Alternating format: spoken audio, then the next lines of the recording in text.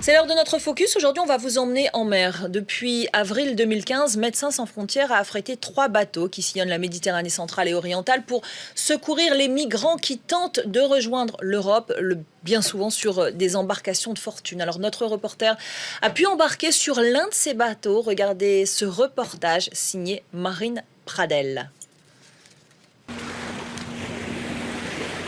6 h du matin, au large des côtes libyennes. Bonjour officier, ici Dignity 1. Je vous appelle pour vous informer que nous avons détecté visuellement un bateau pneumatique. Nous sommes à environ un demi-mille nautique du bateau et nous nous préparons à procéder à un sauvetage. Ok, bonne journée, au revoir. L'équipage du Dignity 1 se prépare à effectuer son 51e sauvetage de migrants depuis juin.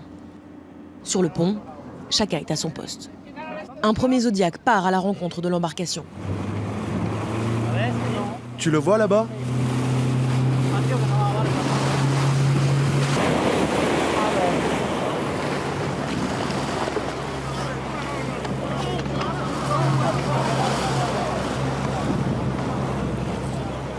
Premier impératif, rassurer les passagers, éviter un mouvement de panique qui pourrait faire sombrer le bateau sur lequel personne ou presque ne sait nager.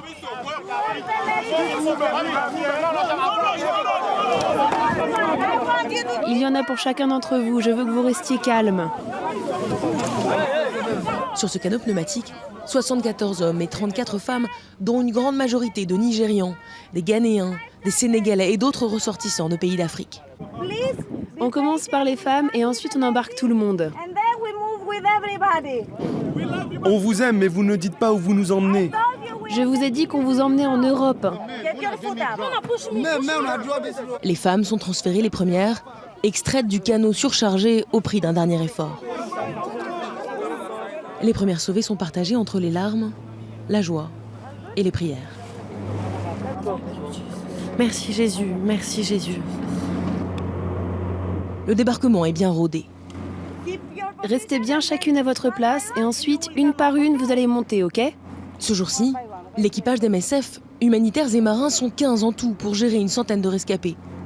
Alors tout le monde s'y met, même Juan, le cuisinier, qui passe les migrants au détecteur de métaux pour s'assurer qu'aucune arme ne monte à bord. Le rythme des sauvetages était à son plus élevé cet été. De juillet à septembre, la mission Dignity 1 a secouru 4502 personnes au cours de 38 opérations. Avec l'arrivée de l'hiver, les départs de canots depuis les côtes libyennes sont moins fréquents, mais la mer agitée et les températures qui baissent ne découragent pas pour autant les migrants. Nous sommes une organisation médicale internationale. Nous sommes indépendants. Nous ne travaillons avec aucun gouvernement, ni avec la police. La ronde des embarquements se poursuit pendant plus de 2 heures. D'où viens-tu ? Et quel âge as-tu ? From 1989, okay. Thank you very much. You can sit down. We need to register nationality first of all to have... Nous devons enregistrer les nationalités d'abord pour avoir une idée générale d'où viennent les gens, mais aussi parce que nous voulons être sûrs que nous saisissons bien les grandes tendances. Et parmi ces tendances, une assez nette. Une grande partie d'entre eux dit fuir avant tout la violence et le chaos libyen. Mauvais traitements, esclavage, emprisonnement arbitraire, violences sexuelles généralisées les poussent toujours plus nombreux dans les bateaux. Parmi ces rescapés, Hadji Dari, étudiant à l'école des Beaux-Arts de Dakar. Il raconte être parti il y a 6 mois en Libye pour travailler et gagner de quoi financer le reste de ses études à Dakar. À notre arrivée à Libye, j'ai trouvé la situation autrement. L'insécurité, le banditisme sorti de la terre libyenne. Sans recevoir un coup de fusil ou un coup de poignard. Je remercie vraiment le Tout-Puissant. Pour retourner au Sénégal par le Sahara, c'est trop risqué. Finalement, je me suis dit, attends, je vais essayer de sortir ici, par la mer.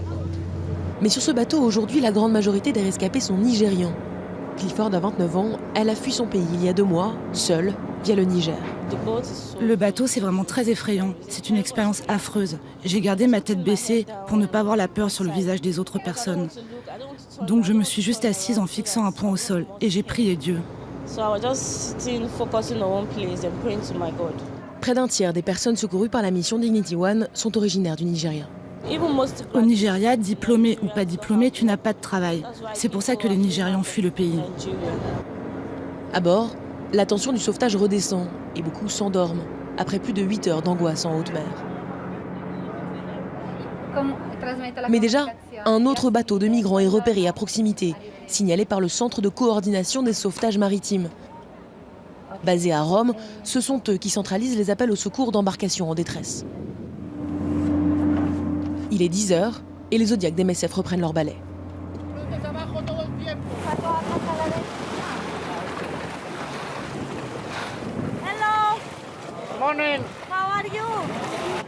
Est-ce qu'il y a quelqu'un de blessé ou de vraiment malade? À bord de ce canot, 118 personnes, dont 114 originaires de Somalie, 2 Érythréens et 2 Soudanais.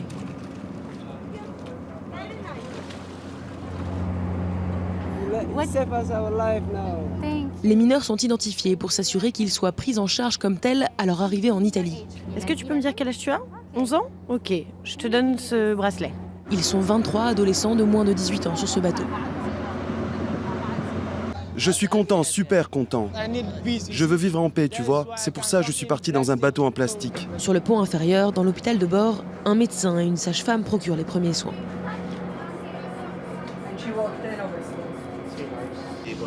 Dès qu'elle s'est sentie en sécurité, avec toutes les épreuves qu'elle a traversées pour arriver, le voyage en canot et tout ça, eh bien elle s'est évanouie sous le choc émotionnel. Et là, peu à peu, elle se réveille.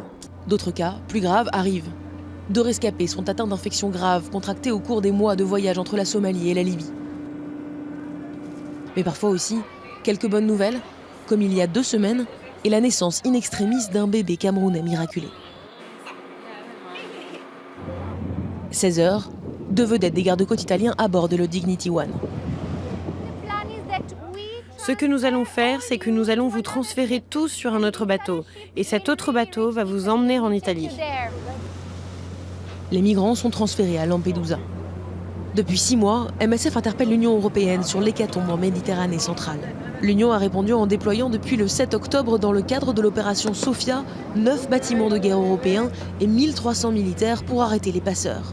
Il n'y a pas un seul jour à perdre pour vraiment prendre des mesures qui permettent aux gens qui ont besoin d'une protection internationale de quitter leur pays de manière sûre et de pouvoir demander la protection internationale de manière sûre et légale. Et ça, ce n'est pas en lançant une opération qui vise à combattre les trafiquants qui va résoudre cette situation. Depuis le début de l'année 2015, on estime à plus de 3300 le nombre de personnes disparues en tentant de traverser la Méditerranée.